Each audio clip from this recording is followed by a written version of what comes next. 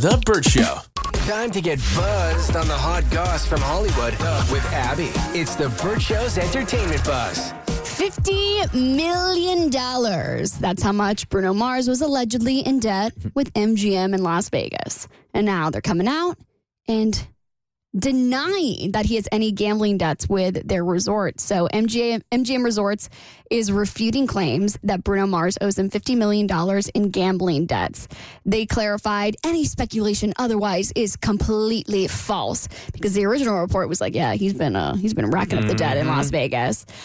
Bruno's representatives still haven't spoken out, but MGM is saying they are proud of their relationship with Bruno Mars, one of the world's most thrilling and dynamic performers. Heck yeah, they want him there, man.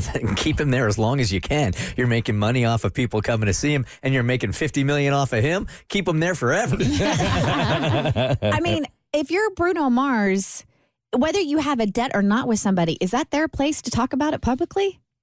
I guess they're probably trying to defend their dude. Maybe they feel like they're doing the right thing. I mean, and maybe they do. But if he did have a debt, like regardless of either way, I feel like it's my debt whether I have it or not. Why is this company talking about whether or not I have a debt? For some reason, I feel like because it's him, they wouldn't display it publicly because they want to be in good standing with him. But if it was anybody else and they was owed that money and they wasn't sure if they was going to get it, I feel like they would have no problem saying it. $50 million. At what point do your attorneys come to you and go, dude, you're in debt, blank amount of money. This is a deep concern when you make that kind of cash. Oh, they have. And then is it $1 million? Is that the first conversation? Hey, just want to let you know you're $1 million in debt right now. When you make as much as he does, is it $5 million? Is it $10 million? They're like, Bruno, man. They probably tried at $1 million and can't tell him anything. So he has, according to a quick Google search, he has an estimated net worth of $175 million.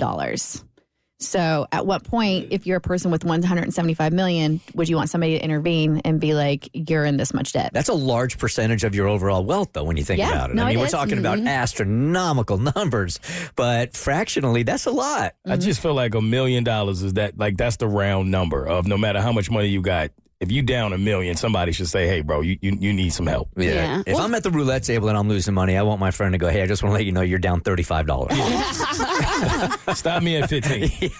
I guess when you're making $90 million a year, because that's reportedly what he's getting from this deal with MGM, you're thinking, all right, well, I mean, that's just half your year's paycheck, so just stop now. You'll be fine in 6 months. But this, to me, still confirms my suspicions that they're basically allowing him to use money like Monopoly money. Like, okay, if you're going to perform here, then just, gamble as much as you want. It's not going to matter. We're still going to pay you. All right, Richard Simmons says he is dying. But not now, one day. He's apologizing after a recent social media post that made it sound like he was dying. He said, quote, I have some news to tell you. Please don't be sad. I am ... dying.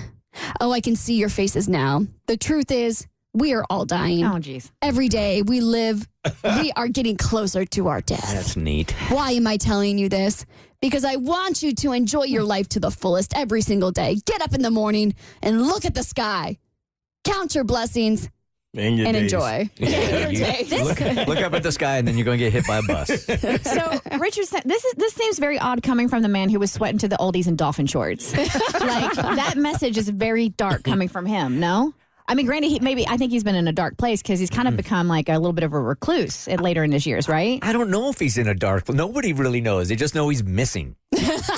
He did used to have real uplifting, positive energy all of the time, so it does feel weird. Right, yeah. Just hear him to say that, and I'm like, this is not the sweating to the oldies Richard that I remember. I feel like once you hit a certain age, you start to get very reflective about life. Oh, for sure. You start to think, oh my God, like our days really are numbered. Like when you're 27, you feel very entitled to life. Like, I'm going to be here forever. And then all of a sudden, forever starts to look like 5 years, and you're like, count your days and your blessings. Yeah, we had this conversation a couple of weeks ago on our bonus content where I asked you guys how often you think about death, and y'all are like, hardly ever. And I'm like, man, 9 times a day. Excuse me, that came from me who thinks about death multiple times a day.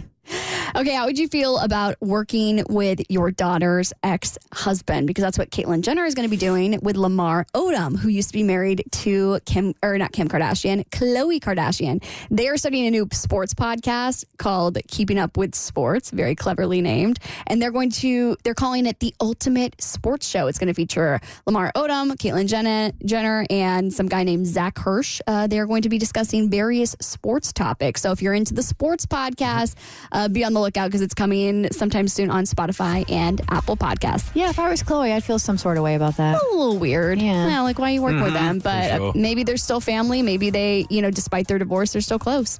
All right, Mr. Beast says he's starting a new reality competition and it will have the biggest prize in TV history. I'll fill you in on your next eBuzz on The Bert Show. The Bert Show.